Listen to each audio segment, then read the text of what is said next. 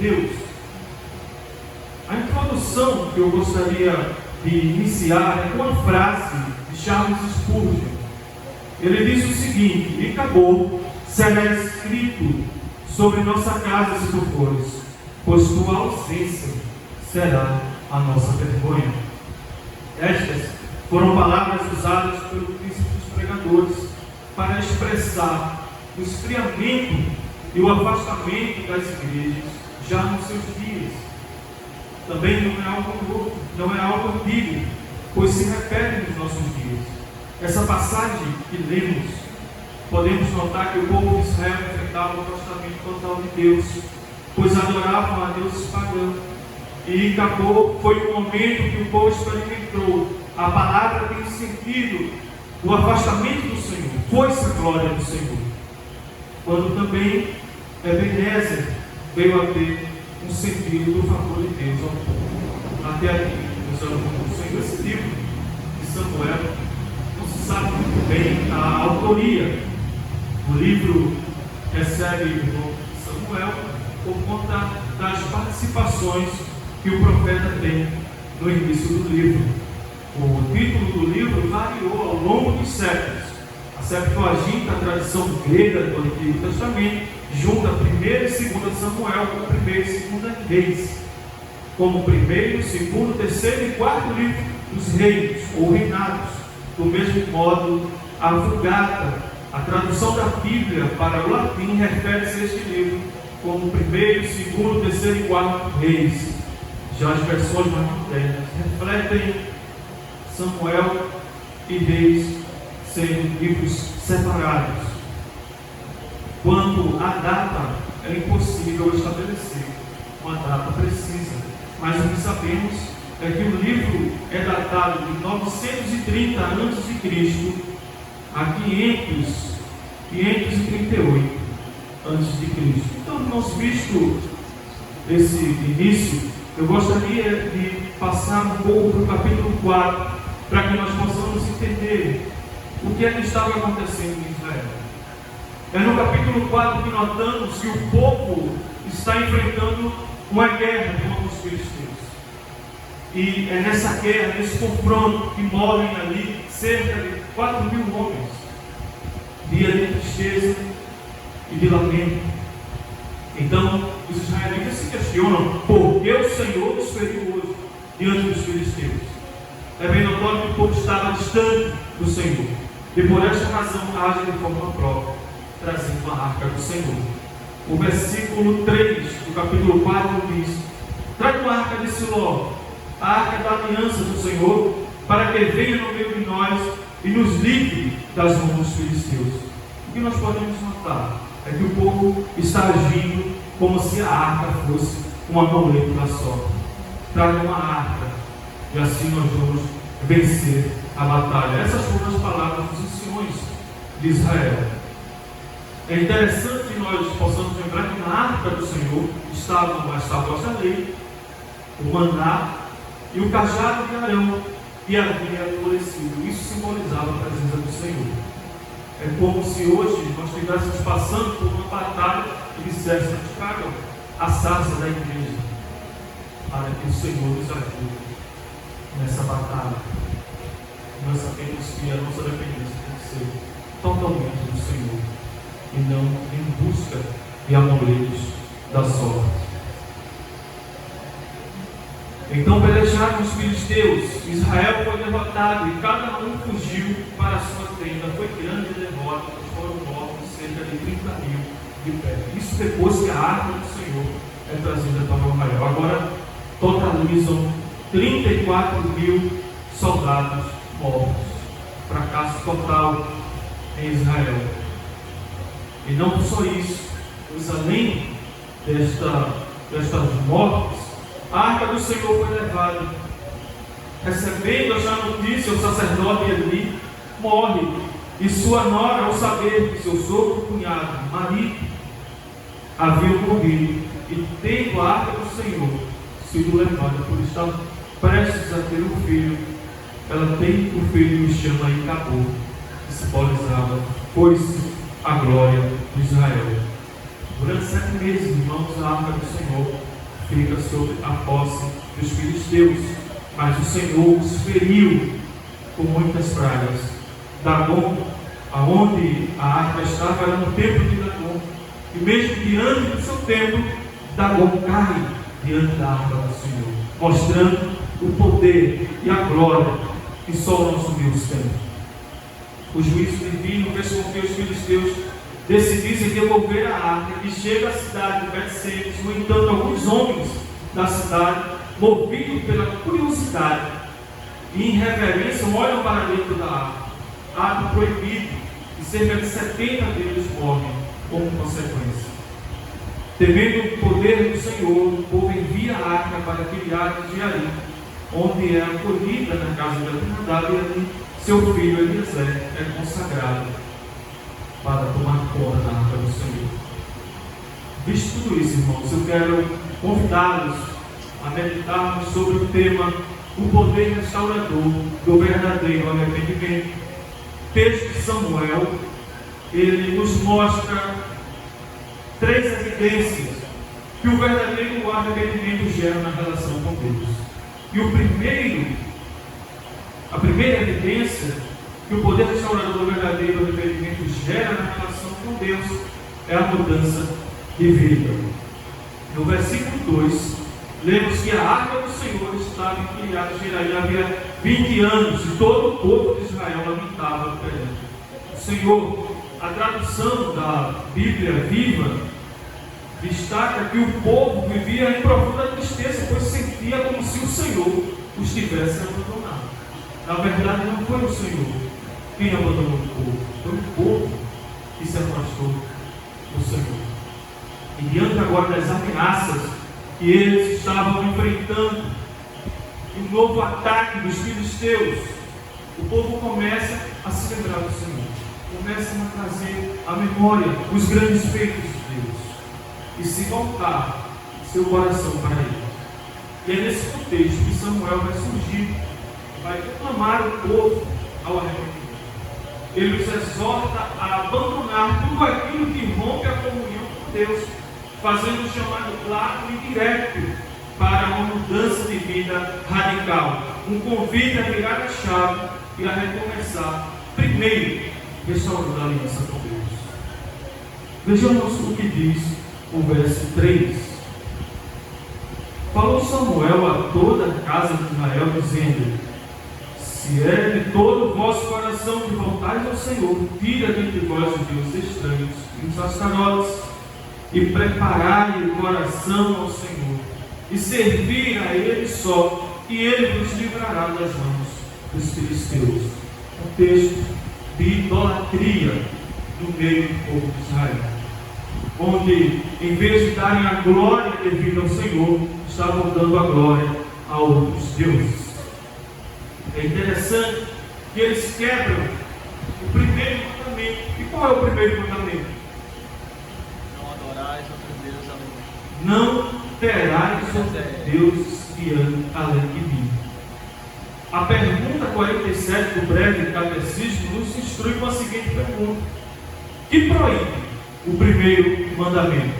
Resposta: o primeiro mandamento que proíbe o negar ou deixar de adorar ou glorificar ao verdadeiro Deus como Deus e nosso Deus, e dar a qualquer outro a adoração e glória que só a Ele são devidas.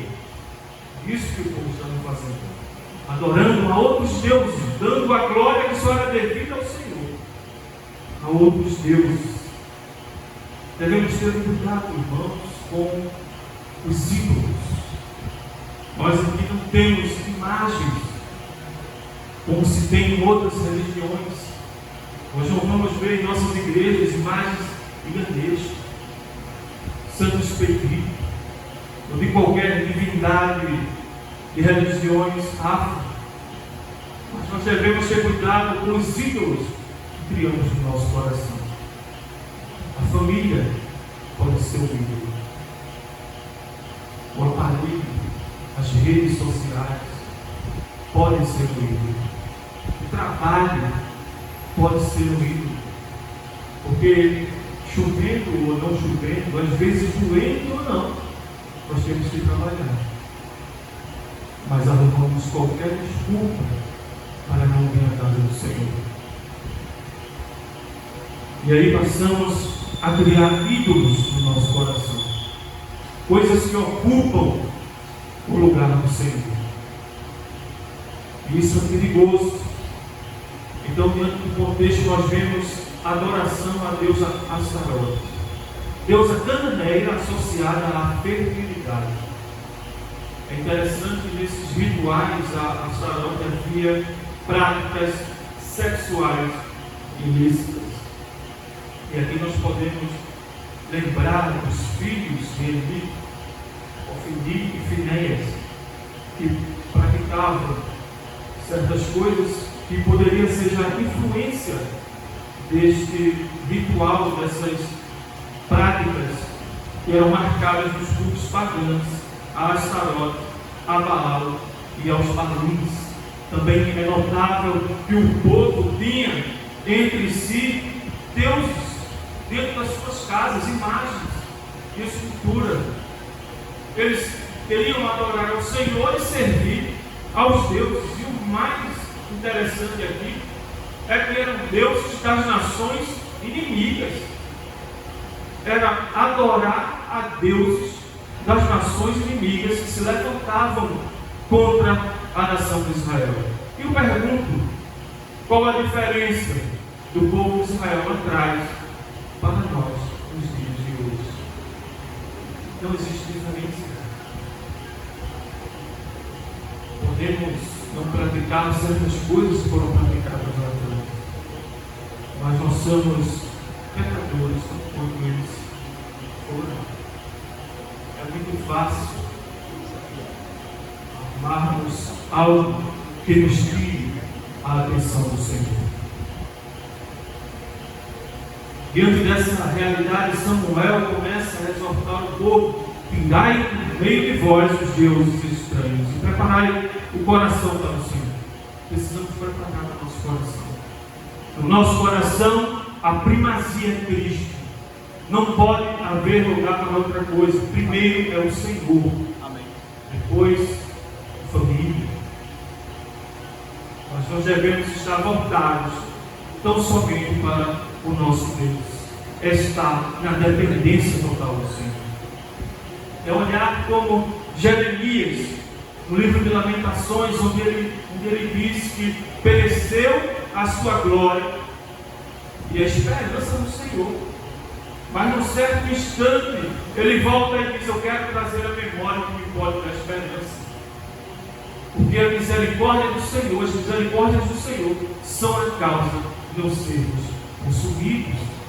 Diante de uma situação que Israel estava lamentável, diante do cerco babilônico, o exílio babilônico.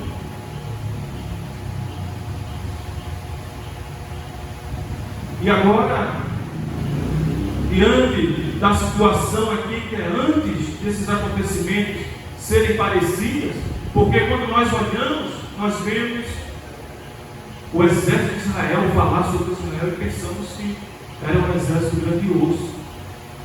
Mas não era, irmãos. As nações inimigas eram mais numerosas.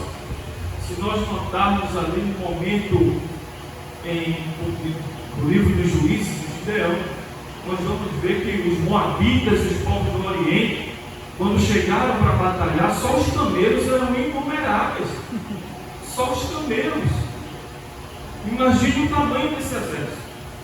E nós vemos a poderosa mão do Senhor agindo daqueles dias até os dias de hoje, porque o nosso Deus não mudou. Não há nada impossível que Ele não possa fazer. Esse Deus que luta pelo seu povo, que cumpre com as suas promessas, é o Deus que nós servimos hoje. Ele não mudou. Irmãos, no Evangelho de João, foi lido aqui, capítulo 8, vemos o relato de uma mulher que foi pega em adultério e que estava prestes a ser apedrejada, e ao ter aquele encontro com Jesus, a sua vida é transformada. O que é isso?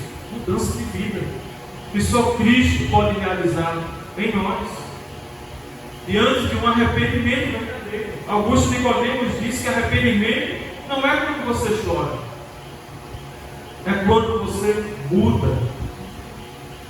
E a mudança verdadeira nós encontramos em Cristo. O verdadeiro arrependimento não é apenas um sentimento de tristeza ou culpa momentânea, é uma decisão de voltar sinceramente a Deus, deixando para trás tudo que ocupa o lugar dele em nosso coração. Irmãos, nós estamos meditando sobre o tema o poder restaurador do verdadeiro arrependimento. Nós vimos que ele gera mudança de vida. E em segunda evidência, nós vamos ver que ele gera dependência total do Senhor. Por que ele gera dependência do Senhor? Nós vemos o fracasso que Israel sofreu quando tentou tomar decisões por si próprio, querendo usar a arca do Senhor como um amuleto da sorte, a qual lhe traria a vitória e quebra uma cara. E todas as vezes que nós tentarmos usá-lo com as nossas próprias forças, não vamos se dar bem. Porque nós fomos chamados para depender totalmente do Senhor. A nossa vida depende totalmente do Senhor. Samuel faz um chamado para que o povo se reunisse em Mispa, que era um local escolhido para alianças entre as tribos e reuniões diante das tribos e das lideranças de Israel. O teólogo Robert Berger diz que eles estavam negando a si mesmos. Vamos observar aqui algo interessante que vai acontecer, onde o povo vai pegar água e derramar perante o Senhor lá em Mispa. Eu vou ler aqui a partir do versículo 5. Disse mais Samuel: congregai todo Israel em Mispa e orarei por vós ao Senhor. Congregaram-se em Mispa, tiraram água e derramaram perante o Senhor. Jejuaram aquele dia e ali derramaram água. E disseram: pecamos contra o Senhor. E Samuel julgou os filhos de Israel em Mispa. O teólogo Robert Berger diz que este lavar, eles estavam negando a si mesmo. A água é como uma confissão simbólica de que o favor do Senhor era mais importante para eles que a água que os sustentava. Há correntes teológicas pentecostais que vai dizer que aqui apontava para um batismo, mas não era isso. Já William Gardner, outro teólogo, interpreta que esta ação é como um símbolo do derramamento diante de Deus, ou seja, eles estavam se derramando diante de Deus. Aquele derramar de água simbolizava o derramamento, uma confissão de pecados diante do Senhor. É como se eles dissessem: Senhor, estamos aqui confessando os nossos pecados, nos derramando diante de Ti. A isso também foi acrescentado o jejum, cujo propósito era expressar humilhação e dor, especialmente pelos pecados. Assim Israel comparece perante o Senhor, declarando sua disposição e receber sua graça renovadora. E agora, quando os filisteus descobrem, sabem que eles estão reunidos em Mispa, se levantam para confrontar os príncipes dos filisteus. Isto pode ter parecido, irmãos, uma sombra diante dos israelitas. Isso pode trazer à memória o fracasso que aconteceu lá atrás. E eles clamam a Samuel: não cesse de clamar ao Senhor, nosso Deus, por nós, para que nos livre das mãos dos filisteus. Antes, eles estavam buscando a sua salvação naquilo que não poderia lhe salvar. Agora, eles estão buscando essa salvação no Senhor, clamando a Samuel para que intercedesse a Deus, reconhecendo que pecaram e erraram diante do Senhor. Martinho Lutero diz que reconhecimento do pecado é o ponto de partida para a salvação. A palavra de Deus também nos diz que se dissermos que não temos pecados, somos mentirosos. E a palavra do Senhor, a verdade do Senhor, não está em nós. Mas se confessarmos os nossos pecados, Ele é fiel e justo para nos perdoar o pecado e nos purificar de toda injustiça. Aquele arrependimento é aquele que transforma a vida, é o que nos leva a ver claramente quem Deus é, a santidade de Deus e quem somos. Quem somos diante de Deus?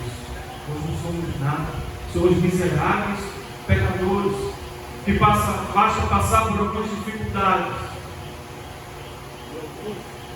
E alguns de nós já começamos a se questionar em algumas coisas. Este arrependimento não nasce.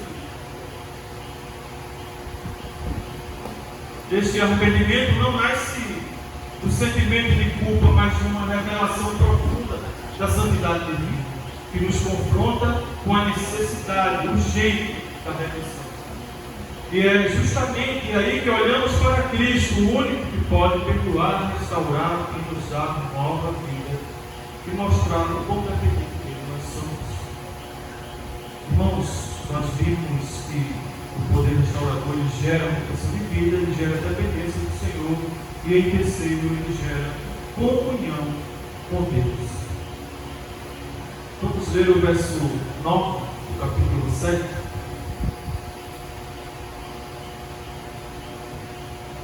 Tomou, pois, um cordeiro e ainda não mata, e o sacrificou em holocausto ao Senhor. Clamou Samuel ao Senhor por Israel, e o Senhor respondeu. O teólogo Richard Phillips diz que a falsa religião é sempre uma tentativa impessoal e ímpia de tentar manipular o poder de Deus para o nosso próprio benefício. Mas a verdadeira religião é o relacionamento pessoal com o Deus Santo, que nos reconcilia consigo por meio do mediador que Ele criou, que nos purifica pelo sacrifício que realiza em nós por sua poderosa graça. Após eles pedirem a Samuel interceder junto ao Senhor por eles, algo profundamente simbólico acontece. Samuel vai tomar um cordeiro sem mácula, e vai oferecer em sacrifício ao Senhor. Poderia parecer isso um ritual, algo ritualístico dos judeus, oferecer um sacrifício ao Senhor. Mas aqui nós podemos notar algo. Como no Antigo Testamento nós podemos ver as coisas apontando para Cristo. Este cordeiro sem mácula que é oferecido pode simbolizar o sacrifício de Cristo. Samuel está oferecendo esse cordeiro ao Senhor em favor do povo, ou seja, o cordeiro está sendo morto para que houvesse perdão de pecados do povo, para que o Senhor lutasse em favor do povo de Israel. Também podemos notar como interessante é Samuel sendo representado como o sacerdote que está ligando Deus ao povo. E aqui nós também podemos ver algo apontando para Cristo. Samuel como sacerdote. Devemos lembrar que Cristo é o nosso sumo sacerdote, que intercede por nós diante do Pai. Vejamos o que diz Hebreus 4, versículo 14 ao 16. Tendo, pois, a Jesus, o Filho de Deus, como grande sumo sacerdote que penetrou os céus, conservemos firme a nossa confissão, porque não temos sumo sacerdote que não possa compadecer-se das nossas fraquezas. Antes foi ele tentado em todas as coisas a nossa semelhança, mas sem pecado. Acheguemos, portanto, confiadamente junto ao trono da graça, a fim de recebermos misericórdia e acharmos graça para socorro em ocasião oportuna. Foi isso que o povo de Israel achou: graça, socorro em ocasião oportuna. Quando Samuel oferece ali o sacrifício diante do Senhor, e ele intercede ao Senhor para que lutasse com o povo. Podemos concluir com o seguinte entendimento: Cristo é o cordeiro que tira o pecado do mundo, como está no Novo Testamento, e que Ele é o mediador entre Deus e os homens. Não existe outro meio de chegar ao Senhor, senão por Cristo. Logo no versículo 10, vemos um evento cósmico acontecendo. Pois enquanto Samuel ofereceu o holocausto, os filisteus chegaram à peleja contra Israel. Então veja que cenário desesperador para aquele povo que já havia enfrentado uma derrota 20 anos atrás. Agora o filme volta a passar pela mente, pois eles chegaram diante dos israelitas. Mas a palavra do Senhor vai dizer algo poderoso que o Senhor fez. Mas trovejou o Senhor naquele dia com grande estampido sobre os filisteus e os aterrou de tal modo que foram derrotados diante dos filhos de Israel. Vemos aqui o poderoso fruto quando temos comunhão com o nosso Deus. O que o nosso Deus é capaz de fazer em favor do seu povo? É uma luta que venhamos travar, que o nosso Deus esteja conosco. Naquele tempo estavam afastados de Deus antes, mas agora firmaram a comunhão com Deus e haviam restaurado a sua comunhão com o Senhor, e Deus manifesta o seu poder diante dele. A nova versão transformadora diz que o Senhor falou através dos trovões. Se o Senhor falou, então eu não sei, hoje não sabemos, mas o que sabemos é que o Senhor lutou em favor do seu povo e garantiu vitória, como tem garantido vitória para cada um de nós. Não podemos nos esquecer que a palavra de Deus diz que em Cristo nós somos mais que vencedores. Mais que vencedores. Não conhecemos derrota, mas precisamos estar com as nossas vidas em uma forma do Senhor. Precisamos olhar para dentro de nós, para o nosso coração, e ver o que é que está se passando. Se há algo que está nos afastando do Senhor, se há algo que está afastando a comunhão com Deus, nos distanciando dele, precisamos pegar isso, lançar fora, como o povo fez, lançando aqueles deuses que estão no meio deles e voltando o coração somente para o Senhor. O que aconteceu ali, isso foi o favor de Deus, foi a ajuda do Senhor. O teólogo Robert Perry escreve: tudo o que foi perdido pelo pecado no primeiro acontecimento, Ebenezer foi restaurado pelo arrependimento no segundo. Samuel era uma pedra e dá-lhe o nome Ebenezer, que significa que aqui nos ajudou o Senhor. Esta pedra simbolizava a fidelidade de Deus, que respondeu ao arrependimento com restauração e proteção. Em Cristo nós temos o verdadeiro Ebenezer. E em Cristo não é apenas até aqui, mas até o fim. Até o último momento de nossa vida. Amém. Quando fechando os nossos olhos, estaremos contemplando a glória do nosso Deus. Amém. Esse é o verdadeiro Ebenezer que nós esperamos e confiamos que um dia estaremos com o nosso Rei, nosso Redentor e Salvador, Cristo Jesus. Irmãos, eu quero trazer aqui 3 lições, e a primeira delas é que o verdadeiro arrependimento exige mudança. Exige mudança de cada um de nós. O verdadeiro arrependimento exige uma decisão consciente de uma mudança real. Samuel não limitou a tocar o coração do povo com palavras bonitas, mas ele confrontou o povo diante do seu pecado. Mostrar, vocês estão errados nisso. É aquilo que acontece com a evangelização. Às vezes nós queremos evangelizar com palavras bonitas, mas nós devemos confrontar o pecado do povo, mostrando que em Cristo há remissão de pecados.